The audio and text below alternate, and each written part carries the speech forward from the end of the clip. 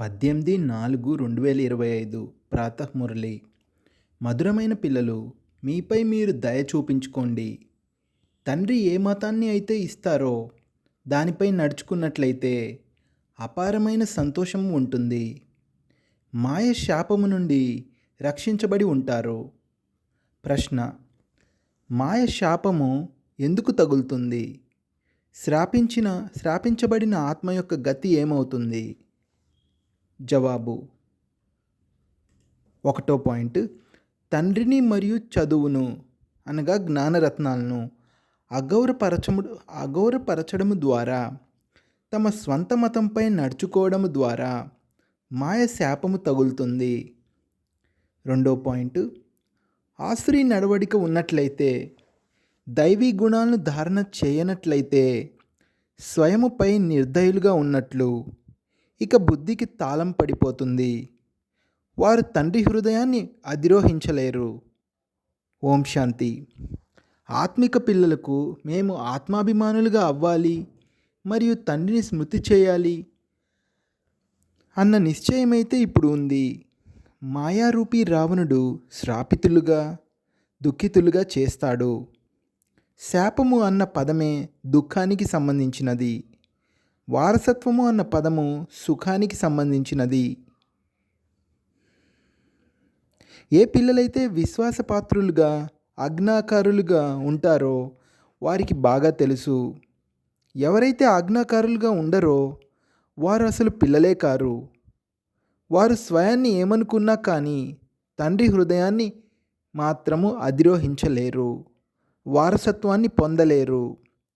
ఎవరైతే మాయ చెప్పినట్లు నడుచుకుంటారో మరియు తండ్రిని స్మృతి కూడా చేయరో వారు ఎవరికీ అర్థం చేయించలేరు, అనగా వారు తమను తామే శాపితులుగా చేసుకుంటారు.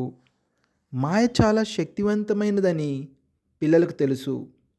ఒకవేళ అనంతమైన తండ్రి చెప్పింది కూడా వినడం లేదంటే ఇక వారు మాయది వింటున్నట్లు, మాయకు వశమైపోతారు.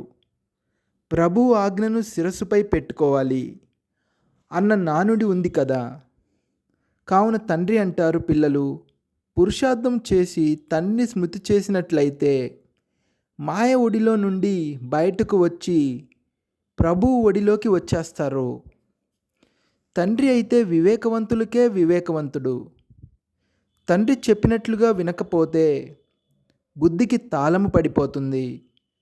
తాళాన్ని తెరిచేవారు ఒక్క తండ్రియే. శ్రీమతంపై నడవకపోతే వారి పరిస్థితి ఏమవుతుంది? మాయ మతంపై ఏ పదవిని పొందలేరు. వారు విన్నా కానీ ధారణ చేయలేకపోతే మరియు చేయించలేకపోతే ఇక వారి పరిస్థితి ఏమవుతుంది?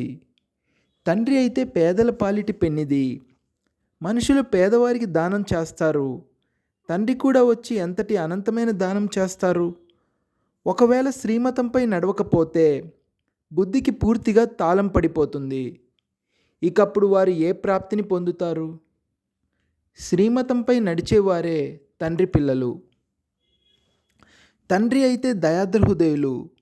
బయటికి వెళ్ళడంతోనే మాయ ఒక్కసారిగా అంతం చేసేస్తుందని అర్థం చేసుకుంటారు. ఎవరైనా ఆత్మహత్య చేసుకుంటే వారు స్వయాన్ని సర్వనాశనం చేసుకున్నట్లు. తండ్రి అయితే అర్థం చేయిస్తూ ఉంటారు. మీపై మీరు దయ చూపించుకోండి, శ్రీమతముపై నడవండి, మీ స్వంత మతంపై నడవకండి. స్త్రీమతముపై నడవడం ద్వారా సంతోషము యొక్క పాదరసము పైకి ఎక్కుతుంది. లక్ష్మీనారాయణుల ముఖము చూడండి, వారు ఎంత సంతోషంగా ఉంటారు. కావున పురుషార్థం చేసి ఇటువంటి ఉన్నత పదవిని పొందాలి కదా. తండ్రి అవినాశి జ్ఞానరత్నాలను ఇస్తున్నప్పుడు మరి వాటిని ఎందుకు అగౌరపరచాలి? రత్నాలతో జోలెను నింపుకోవాలి. వినడమైతే వింటారు కానీ జోలెను నింపుకోరు. ఎందుకంటే తండ్రిని స్మృతి చేయరు, ఆసురీ నడవడిక నడుచుకుంటారు. తండ్రి పదే పదే అర్థం చేయిస్తూ ఉంటారు. స్వయంపై దయ చూపించుకోండి, దైవీ గుణాలను ధారణ చేయండి. అక్కడ ఉన్నదే ఆసురీ సంప్రదాయము. దానిని తండ్రి వచ్చి పరిస్థాన్గా తయారు చేస్తారు. పరిస్థానని స్వర్గాన్ని అంటారు. మనుషులు ఎన్ని ఎదురు దెబ్బలు తింటూ ఉంటారు. సన్యాసులు మొదలైన వారి వద్దకు వెళ్తారు. మనసుకు శాంతి లభిస్తుందని భావిస్తారు. వాస్తవానికి ఆ మాటే తప్పు. దానికి అర్థం ఏమీ లేదు. శాంతి అనేది ఆత్మకు కావాలి కదా. ఆత్మ స్వయం శాంతి స్వరూపము. ఆత్మకు శాంతి ఎలా లభిస్తుంది అని కూడా వారు అనరు. మనసుకు శాంతి ఎలా లభిస్తుంది అని అంటారు. ఇప్పుడు మనసు అంటే ఏమిటి, బుద్ధి అంటే ఏమిటి, ఆత్మ అంటే ఏమిటి ఏమీ తెలియదు. ఏదైతే చెప్తారో లేక చేస్తారో అదంతా భక్తి మార్గము.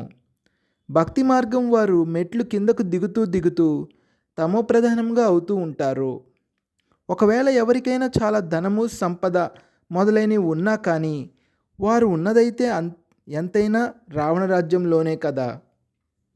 పిల్లలైన మీరు చిత్రాలపై అర్థం చేయించేందుకు కూడా చాలా బాగా అభ్యాసం చేయాలి. తండ్రి అన్ని సెంటర్ల పిల్లలకు అర్థం చేయిస్తూ ఉంటారు. నంబరు వారుగానైతే ఉన్నారు కదా. కొంతమంది పిల్లలు రాజ్య పదవిని పొందే పురుషార్థము చేయకపోతే ఇక ప్రజల్లోకి వెళ్ళి ఏం పదవిని పొందుతారు? సేవ చేయరు.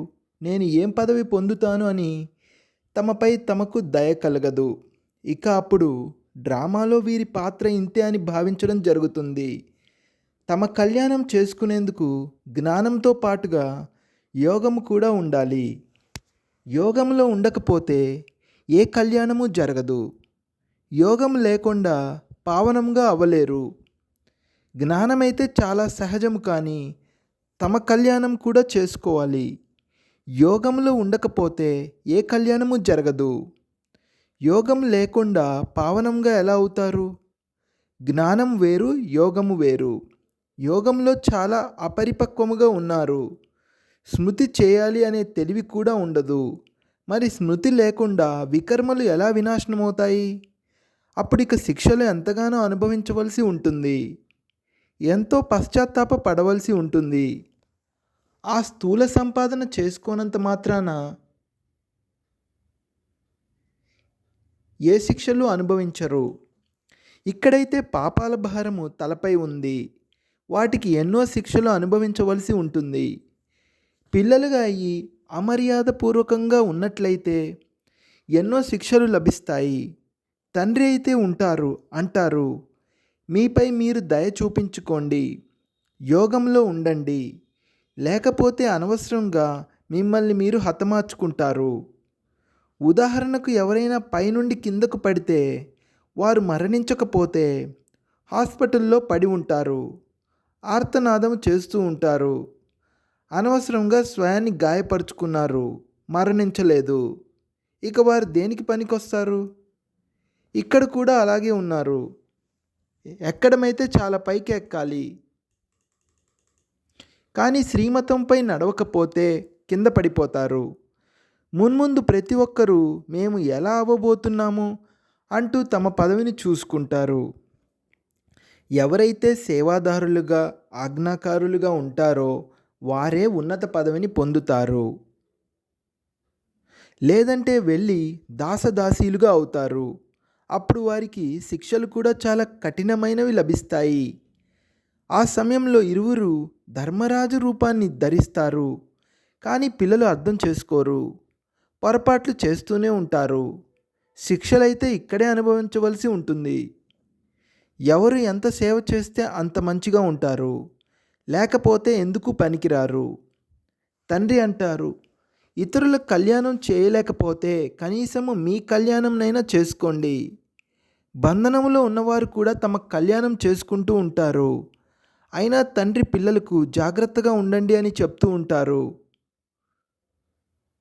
నామరూపాలలో చిక్కుకోవడం వలన మాయ ఎంతో మోసం చేస్తుంది. బాబా ఫలానా ఆమెను చూస్తే నాకు చెడు సంకల్పాలు నడుస్తున్నాయి. తండ్రి అర్థం చేయిస్తున్నారు, కర్మేంద్రియాలతో ఎప్పుడూ కూడా చెడ్డ పనులు చేయకూడదు. నడవడిక బాగాలేని చెడ్డ వ్యక్తి ఎవరైనా ఉంటే అతడిని సెంటర్కు రానివ్వకూడదు.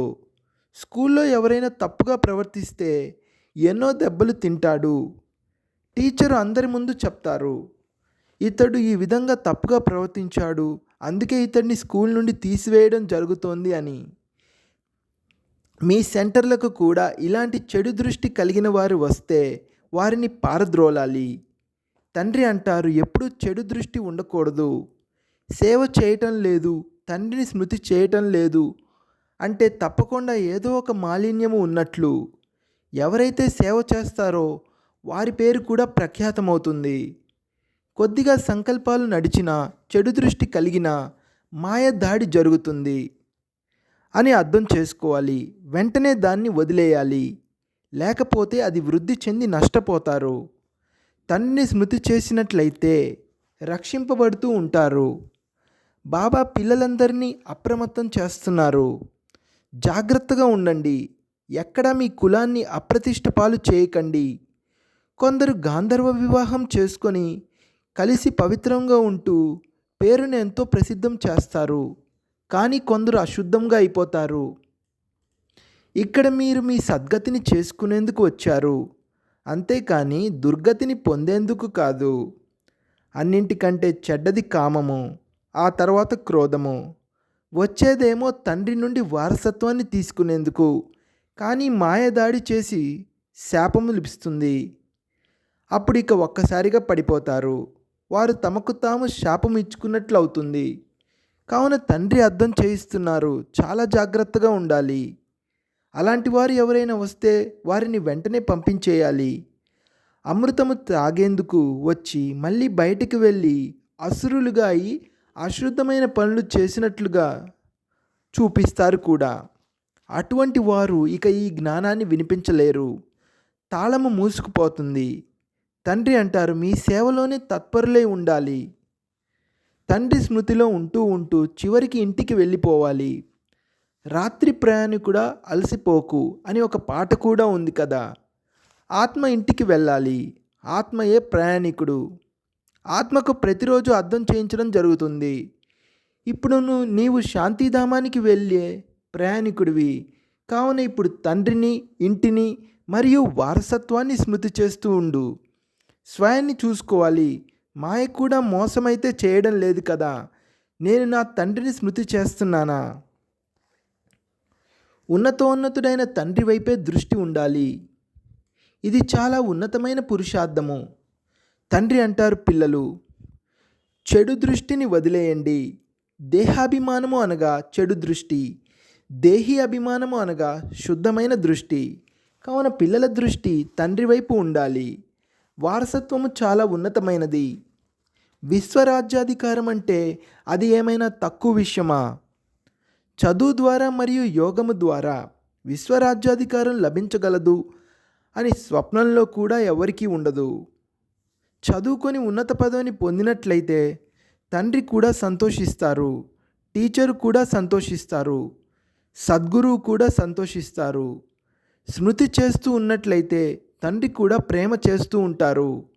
తండ్రి అంటారు, పిల్లలు ఈ లోపాలను తొలగించి వేయండి, లేదంటే అనవసరంగా పేరును అప్రతిష్ట పాలు చేస్తారు. తండ్రి అయితే విశ్వానికి యజమానులుగా తయారు చేస్తారు, సౌభాగ్యాన్ని తెరుస్తారు. భారతవాసులే 100% సౌభాగ్యశాలురుగా ఉండేవారు. మళ్ళీ వారే 100% దుర్భాగ్యశాలురుగా అయ్యారు. మళ్ళీ మిమ్మల్ని సౌభాగ్యశాలురుగా తయారు చేసేందుకు చదివించడం జరుగుతుంది. బాబా అర్థం చేయిస్తున్నారు. ధర్మానికి చెందిన పెద్ద పెద్దవారు ఎవరైతే ఉన్నారో వారు కూడా మీ వద్దకు వస్తారు. యోగము నేర్చుకుని వెళ్తారు. మ్యూజియంకు యాత్రికులు ఎవరైతే వస్తారో వారికి కూడా ఇప్పుడు స్వర్గద్వారాలు తెరుచుకున్నాయి అని మీరు అర్థం చేయించవచ్చు. వృక్షము చిత్రంపై ఈ విధంగా అర్థం చేయించండి. చూడండి, మీరు ఫలానా సమయంలో వస్తారు. భారతవాసుల పాత్ర ఫలానా సమయంలో ఉంది. మీరు ఈ జ్ఞానాన్ని వింటున్నారు. తర్వాత మీ దేశానికి వెళ్ళి చెప్పండి. తండ్రిని స్మృతి చేసినట్లయితే తమో ప్రధానం నుండి సతో ప్రధానంగా అవుతారు అని.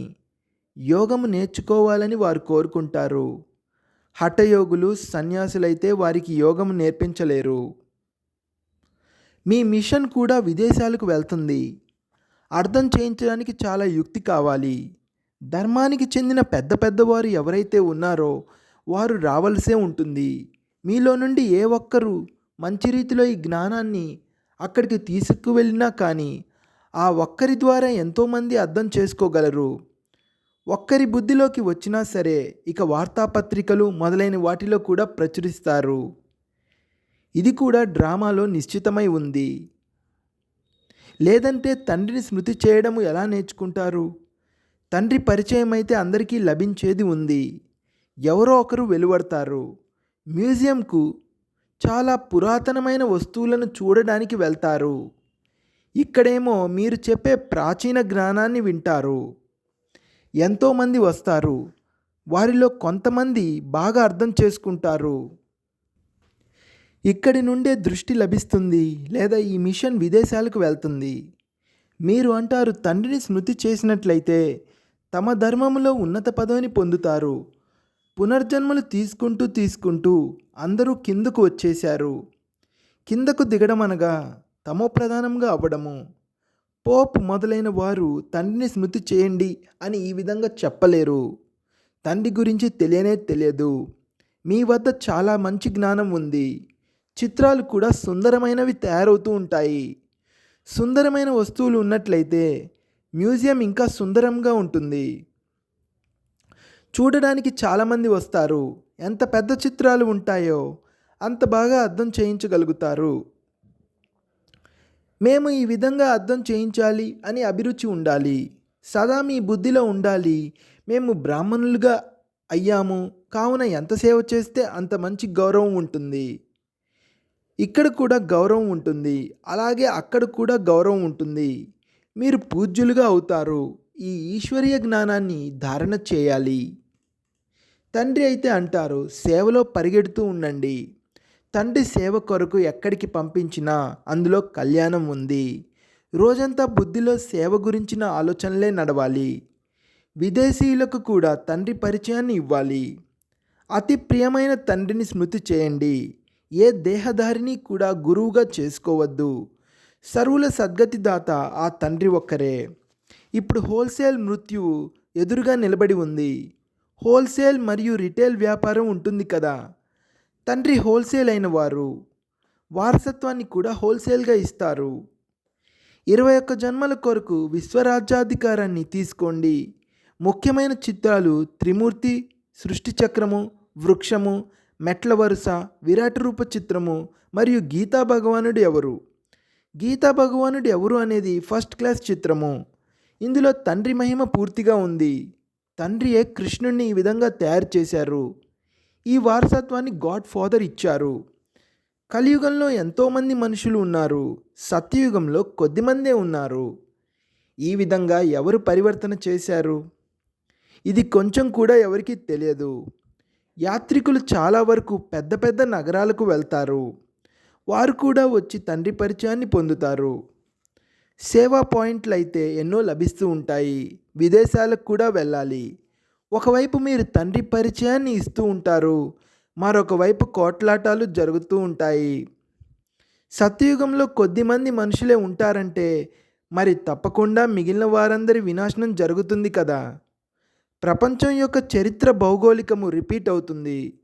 ఏదైతే గడిచిపోయిందో అది మళ్ళీ రిపీట్ అవుతుంది. కానీ ఎవరికైనా అర్థం చేయించేందుకు కూడా తెలివి కావాలి. అచ్చా, మధురాతి మధురమైన సికీలదే పిల్లలకు మాతాపిత బాప్దాదాల ప్రియస్మృతులు మరియు గుడ్ మార్నింగ్. ఆత్మిక పిల్లలకు ఆత్మిక తండ్రి నమస్తే. ధారణ కొరకు ముఖ్య సారము. మొదటి పాయింట్, సదా ఒక్క తండ్రిపైనే దృష్టిని ఉంచాలి. దేహి అభిమానులుగా అయ్యే పురుషార్థము చేసి మాయ మోసము నుండి రక్షించుకోవాలి. ఎప్పుడూ చెడు దృష్టిని ఉంచుకొని తమ కులం యొక్క పేరును అప్రతిష్ట పాలు చేయకూడదు. రెండో పాయింట్, సేవ కొరకు పరుగులు పెడుతూ ఉండాలి. సేవాదారులుగా మరియు ఆజ్ఞాకారులుగా అవ్వాలి. తమ మరియు ఇతరుల కళ్యాణం చేసుకోవాలి. ఎటువంటి చెడు నడవడికను నడవకూడదు. వరదానము, ఫుల్ స్టాప్ యొక్క స్టేజ్ ద్వారా ప్రకృతి అలజడిని స్టాప్ చేసే మాస్టర్ ప్రకృతిపతి భవ. వర్తమాన సమయము అలజడి పెరిగే సమయము. ఫైనల్ పేపర్లో ఒకవైపు ప్రకృతి యొక్క మరియు ఇంకొక వైపు పంచవికారాల యొక్క భయంకరమైన రూపం ఉంటుంది. తమోగుణి ఆత్మల దాడి మరియు పాత సంస్కారాలు అన్నీ చివరి సమయంలో తమ అవకాశాన్ని తీసుకుంటాయి. అటువంటి సమయంలో సర్దుబాటు శక్తి ద్వారా ఇప్పుడిప్పుడే సాకారి, ఇప్పుడిప్పుడే ఆకారి మరియు ఇప్పుడిప్పుడే నిరాకారి స్థితులయ్యే అభ్యాసం కావాలి. చూస్తూ చూడకండి, వింటూ వినకండి. ఎప్పుడైతే ఇటువంటి ఫుల్ స్టాప్ యొక్క స్టేజ్ ఉంటుందో అప్పుడు ప్రకృతి పతిగా అయ్యి ప్రకృతి యొక్క అలజడిని ఆఫ్ చేయగలరు. స్లోగన్: నిర్విఘ్న రాజ్యాధికారులుగా అయ్యేందుకు నిర్విఘ్న సేవాదారులుగా అవ్వండి. అవ్యక్త సూచనలు: కంబైన్ రూపపు స్మృతి ద్వారా సదా విజయులుగా అవ్వండి. సదా ఇదే స్మృతి ఉండాలి. ఆత్మనైన నేను ఆ సుప్రీం ఆత్మతో కంబైన్డ్గా ఉన్నాను. సుప్రీం ఆత్మ ఆత్మనైన నేను లేకుండా ఉండలేరు మరియు నేను కూడా సుప్రీం ఆత్మ లేకుండా వేరవ్వలేను. ఇలా ప్రతి క్షణము హజూర్ను హాజరై ఉన్నట్లు అనుభవం చేయటం ద్వారా ఆత్మిక సుగంధంలో అవినాశిగా మరియు ఏకరసంగా ఉంటారు. ఓం శాంతి.